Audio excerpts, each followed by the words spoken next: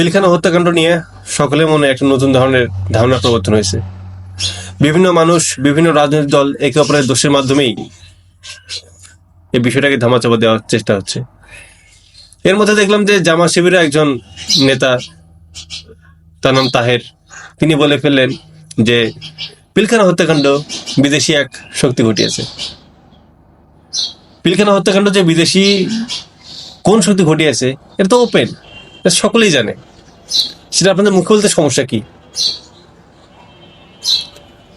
পিলখানা হত্যাকাণ্ড যে ভারত এবং আওয়ামী লীগ দুইজন যে একসাথে মিলে বাংলাদেশের সশস্ত্র বাহিনীকে ধ্বংস করার যে একটা পরিকল্পনা মেতেছিল এবং যারা দেশপ্রেমিক তাদেরকে ধ্বংস করেছে, এই বিষয়ে আপনারা কিছু বলেন না কেন? এই বিষয়ে জামাত নিস্তব্ধ কেন? ও ভারত কথাটা বললে মিডিয়ার সামনে অন্যরকম দেখা যায়। ভারতকে দোষ দিচ্ছে, এই কথাটা যদি মিডিয়াতে হাইলাইট হয়ে যায় তাহলে ভারত রাগ করবে? ভারত আমাদের ক্ষমতায় আসতে দেবে না? ভারতকে আমাদের সন্তুষ্টি রাখতে হবে আমাদের ক্ষমতায় আসার জন্য। আগে আওয়ামী লীগ তেল দিত ভারতকে, এখন বিএনপি দেওয়া শুরু করছে, এবার তাদের কাতারে জামাতও আসছে। বাহ! বিদেশি শক্তির নাম বলেন, সমস্যা কি আপনাদের? এত ভয় পান কেন আপনারা? আপনাদের লজ্জা থাকা উচিত আপনাদের। এখনো ভারতের দাবিদারি আপনারা করেন ক্ষমতা আসার জন্য। আপনার মুখে এক কথা বলেন, মনে আর এক কথা। হাসিনা এই গত 16-17 বছর আপনাদের উপর কি নির্যাতন চালিয়েছে এটা প্রকাশ করতে হবে না? আপনারা হাসিনা পিছনে কয়জন সচেতন? খালি আছেন ভোট ভোট ভোট। বিএনপিও আছে একদিকে, আপনাদের জামাত সেটাও যাচ্ছে একদিকে। আপনাদের এই বিষয়গুলো ক্লিয়ার করতে হবে। আপনারা যতক্ষণ না ভোট ভোট ভোট ভোট বলেন না, ও অতক্ষণ যদি আপনারা বলতেন যে আওয়ামী লীগকে নিষিদ্ধ করতে হবে, ওই সময়টা যদি আপনি যদি বলেন যে আইন শৃঙ্খলা বাহিনীকে আরো সচেতন হতে হবে, তাহলে এই দেশটা অনেক আগে এগিয়ে যেত। শুধুমাত্র আপনাদের জন্যই, শুধুমাত্র আপনাদের মতো রাজনৈতিক ব্যক্তিদের জন্য যারা ক্ষমতা লোভী, তাদের জন্য দেশে এত বিশৃঙ্খলা। দিন রাত শুধু এক কথা, ভোট নির্বাচন, ভোট নির্বাচন। সংস্কার কথা আপনারা কজন বলেন? সংস্কার সঠিকভাবে হচ্ছে? ভোটের জন্য আপনার সরকারকে যেভাবে চাপ দেন, সেভাবে কি আপনার আইন শৃঙ্খলা বাহিনীকে আরো সঠিকভাবে কাজ করার জন্য কি চাপ দেন? আপনার দেন না। সব শালা বাটপার। ক্ষমতা পেলে মানুষ ধরাকে সরাগের মনে করে।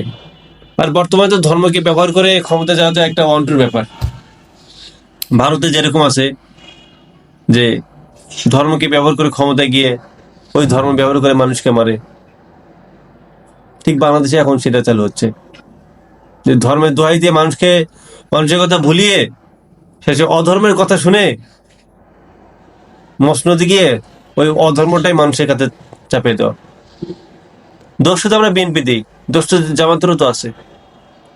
আপনাদের ক্লিয়ার করতে বলে সমস্যা কি? এর আগেও মানে দেখছি আমরা যে আপনার ভারত কথা বলতে খুব কষ্ট লাগে। ভারত আপনাদের কি হয়?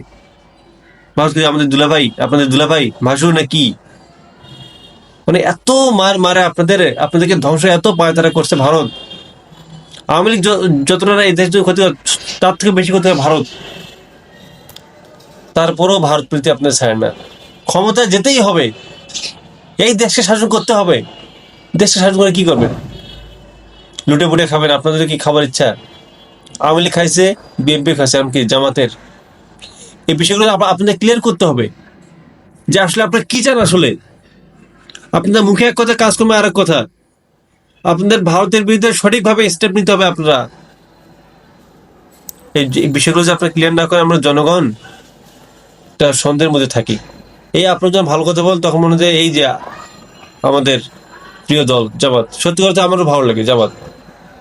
কিন্তু আপনাদের এইসব পলিটিবাজি কথা শুনে না আসলে ঘৃণা লাগে যে কোন দলকে সাপোর্ট করতেছি। সো দেশের মানুষ কিন্তু আপনাদেরকে যথেষ্ট পরিমাণ বিশ্বাস করে। আওয়ামী লীগ বিএনপি থেকে মুখ ফিরিয়ে এখন জামাতের দিকে জমে আসছে। ইলিয়াস ভাইও, আপনার তাহের যে নেতা, জামাতের যে নেতা, সেক্রেটারি, এরা সম্বন্ধে বলেছে যে ইনি ভারতের র দ্বারা নিয়ন্ত্রিত, ভারতের হয়ে কাজ করে।